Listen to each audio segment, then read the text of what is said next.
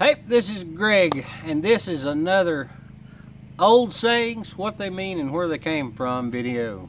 But this one is the dog edition. That's right, every one of these things are going to have something to do about dogs. Have you ever been dog tired? Boy, I have.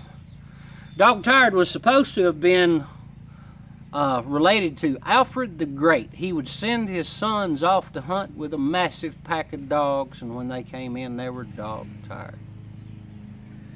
Have you ever heard somebody say they work like a dog? I've actually heard people go, I never have seen a dog work. Well, that's not true. For herding dogs, working dogs of every type, they bust their tail.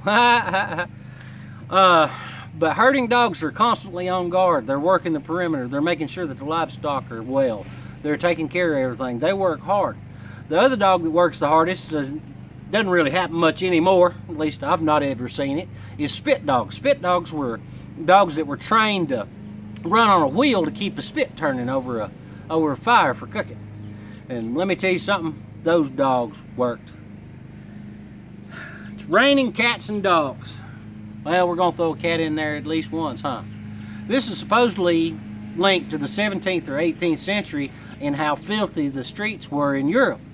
In fact, there was one time, and I forget who the author was, and I wish I'd have written it down, but I didn't, that there was a major rainstorm came up, and then all of a sudden he was greeted by dead cats and dogs floating in the sewers, which were open. They were just ditches through the streets. That's pretty nasty. Dogged determination. Now, dogged determination, have you ever seen a Jack Russell trying to get something that it wants? Those little boogers will not give up. They will not give up. They will find a way. Dogged determination is a good thing most of the time, but it has been attributed to stubbornness, so I'll leave that up to you.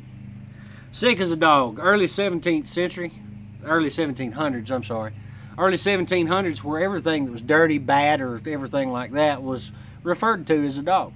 They obviously didn't have the value on dogs that we do now. So if you were sick as a dog, you were considered dirty, unclean, something along those lines. That's not real nice, is it? Dog and pony show. Have you ever heard that saying? I've used it a few times. I've used it for some organizations that I've been a member of. Dog and pony shows is linked to the 1920s, where they were a short-lived attraction with very little substance. They would have dogs doing tricks and have ponies doing tricks, and they would draw great big crowds, but as soon as everybody got used to the several tricks that they had, they went the way of the dodo. So when somebody says, oh, this ain't nothing but a dog and pony show, they mean that there's probably not much substance to it. Every dog will have its day. This has actually been attributed to Hamlet. The cat will mew and the dog will have its day. Shakespeare started one of them on this list. If you lie down with dogs, you get up with fleas. This one has actually been attributed to Benjamin Franklin. It means that the company you keep will affect you. It was supposedly first written in Poor Richard's Almanac. I need to see a man about a dog.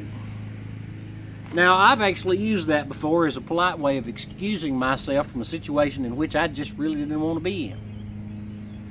And it's been used for a long time. Started in the 1920s, and is actually a code word for people who are going to the speakeasy to buy alcohol during the Prohibition. Yeah, I need to see a man about a dog. So that one's been around a long time too. A live dog is better than a dead lion. Without a doubt, this is the oldest one on the list this week. This one is actually written in Ecclesiastes in the Bible. If I remember right, it's chapter 9 and verse 4.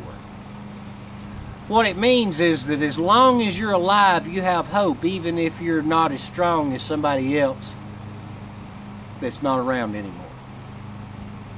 Let's see, 1, 2, 3, 4, 5, 6, 7, 8, 9, 10, 11. That's all of them for this week. I hope you enjoyed it. Now, in no way did I cover all of the dog-related idioms. There's thousands of them. Some of them are not very nice. But I hope you enjoyed it. If you liked it, give it a like, a share, leave a comment, gripes, moans, or groans, it doesn't matter. I hope you appreciate it.